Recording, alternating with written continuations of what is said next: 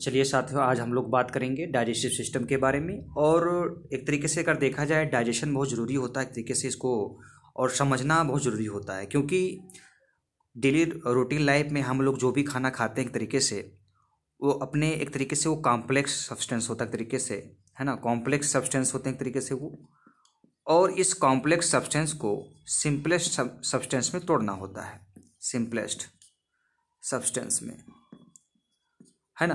तो complex substance को simplest substance में तोड़ना होता है by the process of mechanical and chemical. इसी को डाइजेशन कहा जाता है। अगर देखा जाए तो जो डाइजेस्टिव सिस्टम एक तरीके से, है ना, जो डाइजेस्टिव सिस्टम एक तरीके से, इसमें एक तरीके से एलिमेंट्री कैनाल होता है। एलिमेंट्री कैनाल एक ट्यूब लाइक स्ट्रक्चर है ना, जो एक्सटेंड करता है कहाँ से, माउथ से लेकर एनस तक। कहाँ तक? एनस तक, ठीक है। और साथ ही साथ इसके कुछ, है ना, एसेसरी ऑर्गन्स हैं, accessory digestive organ like salivary gland,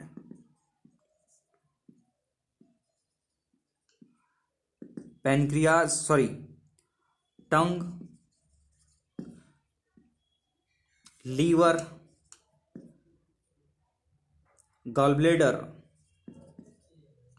and pancreas, ठीक है। एक तरीके से एसेसरी डाइजेस्टिव ऑर्गन्स है, ठीक है। समझ में आ रहा है चीज? जो एलिमेंट्री कैनाल है एक तरीके से it extend from mouth to anus, ठीक है, एनस, है ना। समझ रहे हो चीज को?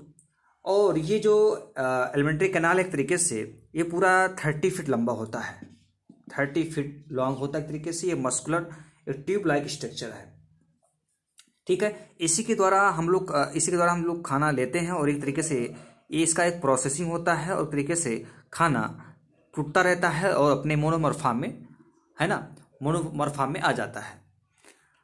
अगर हम बात करें कि डाइजेशन क्या है, तो digestion is defined as the process by which food is broken down into simplest substance that can be absorbed and used as nutrients by the body, है ना। एक तरीके से अगर एक नॉर्मल यंग हेल्दी एडल्ट की बात करें, है ना, एक नॉर्मल यंग हेल्दी एडल्ट की बात करें तो 1 kg सॉलिड पार्टिकल्स डेली लेता है वो, और उसमें 1 to 2 लीटर लिक्विड फॉर्म में लेता है ना। तो ये जो सॉलिड पार्टिकल्स एक तरीके से अपने कॉम्प्लेक्स सब्सटेंस में होता है, फिर ये एक तरीके से सिंपलेस्ट फॉर्म में टूटता है। अगर हम बात करें न्यूट्रिएंट्स की, तो न्यूट्रिएंट्स एक तरीके से 2 तरह का होता है। यानी हम रोटी चावल खाते हैं एक तरीके से, तो इसको कार्बोहाइड्रेट भी बोला जाता है, कार्बोहाइड्रेट्स। लेकिन हम केवल कार्बोहाइड्रेट थोड़ी लेते हैं, साथ में कुछ ना कुछ उसके साथ लेते हैं। जैसे हम लोगों ने दाल खाया, है ना, दाल है, राजमा है, सोयाबीन है, चिकन है ना। तो एक तरीके से जो भी मीट लेते हैं उसमें प्रोटीन होता है। साथ ही साथ जिस चीज़ में इसको बनाया जाता है, तो साथ ही साथ ऑयल भी लेते हैं, तो मतलब क्या हुआ आपका, फैट। समझ रहा चीज? साथ ही साथ जो भी लेते हैं उसमें कुछ विटामिन भी होते हैं, तो विटामिन्स, मिनरल्स, है ना, एंड वाटर। तो कार्बोहाइड्रेट, प्रोटीन और फैट ये आपका हो गया माइक्रोन्यूट्रिएंट्स। कौन सा न्यूट्रिएंट्स? माइक्रोन्यूट्रिएंट्स। और जो विटामिन्स, मिनरल्स और वाटर है ये आपका माइक्रोन्यूट्रिएंट्स है। क्या है? माइक्रोन्यूट्रिएंट्स है। समझ रहे चीज को? यानी रोटी चावल, है ना, या दाल लेते हैं एक तरीके से क्या है, माइक्रोन्यूट्रिएंट्स है, और उसमें जो विटामिन्स, मिनरल्स या वाटर्स होते हैं एक तरीके से ये माइक्रोन्यूट्रिएंट्स होते हैं। तो जो माइक्रोन्यूट्रिएंट्स है इसको सिंपलेस्ट फॉर्म में तोड़ना होता है। मान लीजिए कार्बोहाइड्रेट अपने सिंपलेस्ट फॉर्म में टूटेगा तो क्या बनेगा, ग्लूकोज बनेगा। प्रोटीन अपने सिंपलेस्ट फॉर्म में टूटेगा तो क्या बनेगा, अमाइनो एसिड बनेगा। फैट अपने फॉर्म में टूटेगा सिंपलेस्ट फॉर्म में तो क्या बनेगा, फैटी एसिड प्लस ग्लिसरॉल बनेगा। समझ इसको? तो एक तरीके से कॉम्प्लेक्स जो सब्सटेंस है उसको सिंपलेस्ट फॉर्म में तोड़ना होता है by the process of mechanical and chemical, है ना। जितनी भी डाइजेस्टिव एंजाइम है उसको तोड़ती हैं, है ना। तो इसीलिए इसको क्या बोला जाता है, डाइजेशन बोला जाता है। इसको एब्जॉर्बल फॉर्म में बनाया जाता है, इसी को क्या कहते हैं, डाइजेशन बोलते हैं। समझ रहे हो चीज को? अब देखें अगर एक तरीके से, तो जो हमारा माउथ है, सबसे पहले जो खाना हम इंजेस्ट करते हैं माउथ के द्वारा लेते हैं, तो माउथ के द्वारा हमारा खाना आता है सबसे पहले बक्कल कैविटी में, फिर बक्कल कैविटी से होता हुआ फेरिंग्स में आएगा, फिर इसोफेगस में आएगा, फिर स्मॉल स्टमक में आएगा, फिर small intestine, then large intestine, उसके बाद वेस्ट के रूप में, है ना, एनस के रास्ते से बाहर निकल जाएगा। समझ रहे हो चीज को, एनस के रास्ते से। ठीक है, तो सबसे पहले हम लोग डिस्कस करेंगे बक्कल कैविटी के बारे में। बक्कल कैविटी, इसको ओरल कैविटी भी कहा जाता है। ठीक है, तो बक्कल कैविटी अगर देखें, जैसे मान लीजिए आपका एक घर है, रूम है, तो रूम में क्या होगा, आपका रूफ होगा, रूफ यानी छत, नीचे जो होगा फ्लोर होगा, साइड टू साइड क्या होगी, दीवारें होंगी, है ना, समझ रहे हो बात को। तो जो बक्कल कैविटी का रूफ है एक तरीके से किससे मिलकर बना होता है, इसको क्या बोला जाता है, पैलेट बोला जाता है। क्या बोला जाता है, पैलेट।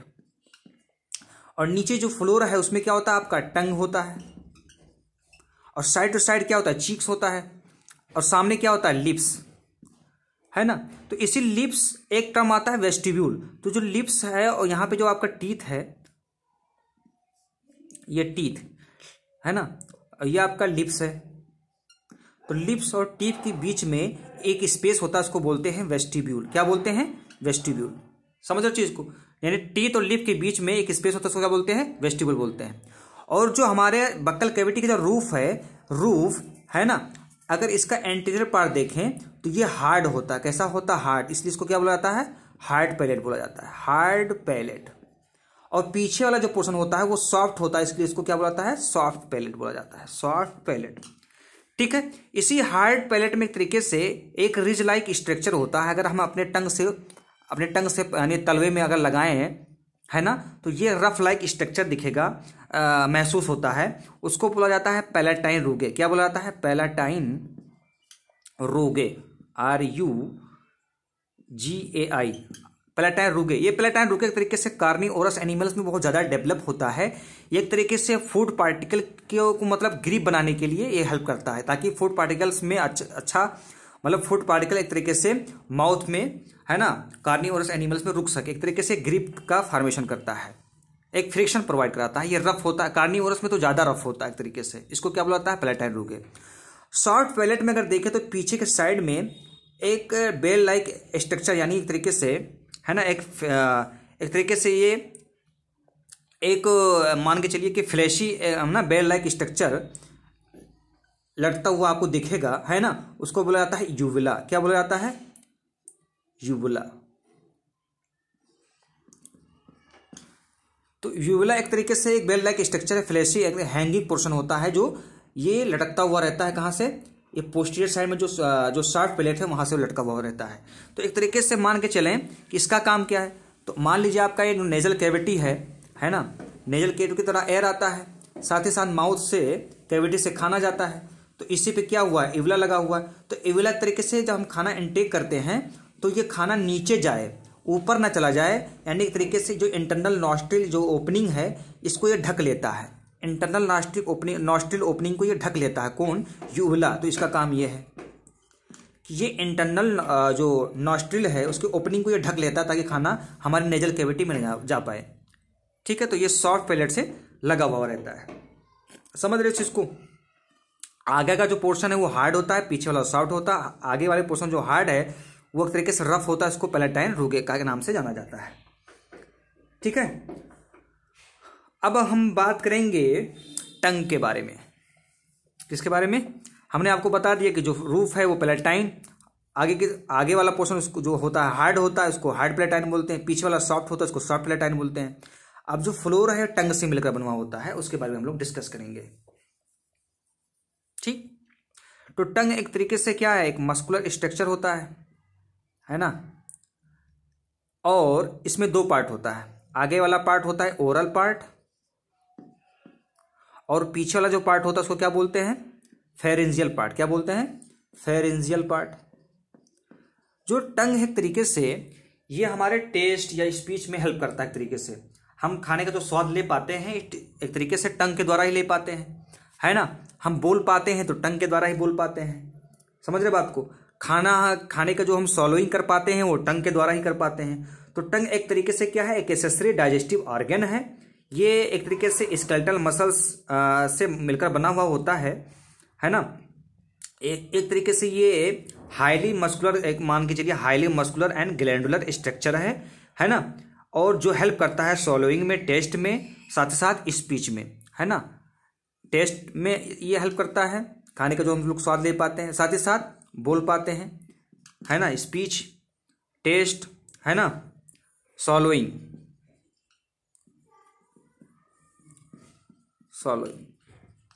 समझ रहे बात को इस चीज को।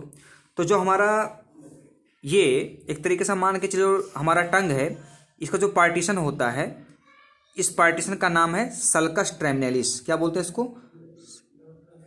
सल्कस टर्मिनेलिस के द्वारा इसका पार्टीशन होता है। अगर हम टंग के आगे की तरफ देखें, है ना, यहाँ पे टिप पे, है ना, तो यहाँ पे हमको स्वीट वाला टेस्ट महसूस होता है, स्वीट। साइड टू साइड अगर देखें यहाँ पे, तो हमको जो टेस्ट महसूस होता है कैसा होता है, साल्टी। और ऊपर जाएंगे तो हमको सावर जैसा टेस्ट मिलेगा, यानी खट्टा। और यहाँ पीछे के साइड में क्या मिलेगा हमको, बिटर टेस्ट मिलेगा, बिटर टेस्ट। समझ इस चीज को। तो जो टेस्ट मिलता है एक तरीके से पेपिला, हमारे टंग में पेपिला पाए जाते हैं और पेपिला में ही टेस्ट बड होते हैं। तो पेपिला के बारे में हम लोग डिस्कस कर लें। ये मान लीजिए हमारा टंग है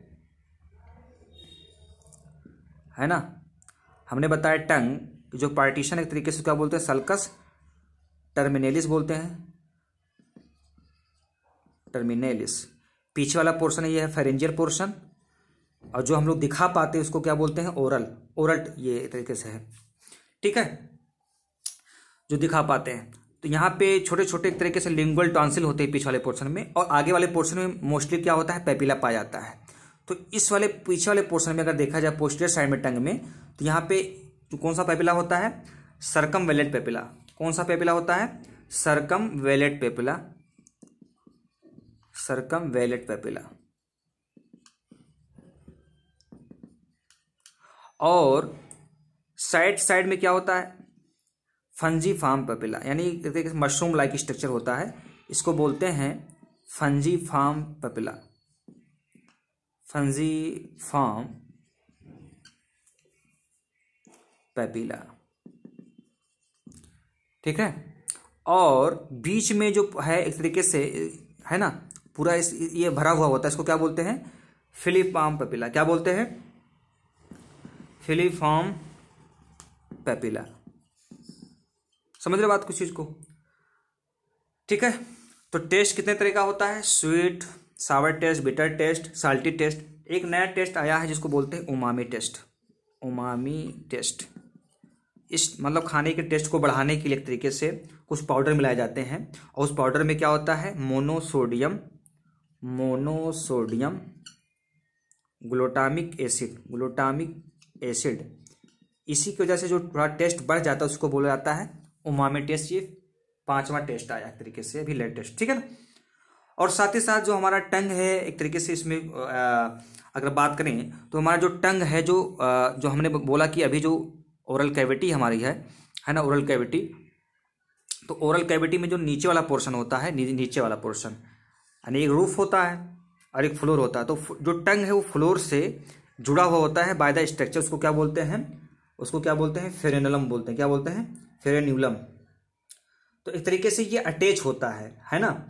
ये किससे अटैच होता है ना, ये एक तरीके से जो ये यहाँ पे जो एक तरीके से जो फ्लोर है इससे अटैच होता है। इसको क्या बोला जाता है, लिंगुअल फेरेन्यूलम, लिंगुअल फेरेन्यूलम, ठीक है। लेकिन कभी कभी क्या होता है, ये टाइट बहुत ज्यादा होता है, बच्चों में देखा गया कि बहुत ज्यादा टाइट हो जाता है। तो उस कंडीशन को क्या बोला जाता है, एंकाइलोग्लॉसिया। एक तरीके से बच्चा बोल नहीं पाता सही से, तो उस कंडीशन को क्या बोला जाता है, एंकाइलोग्लॉसिया।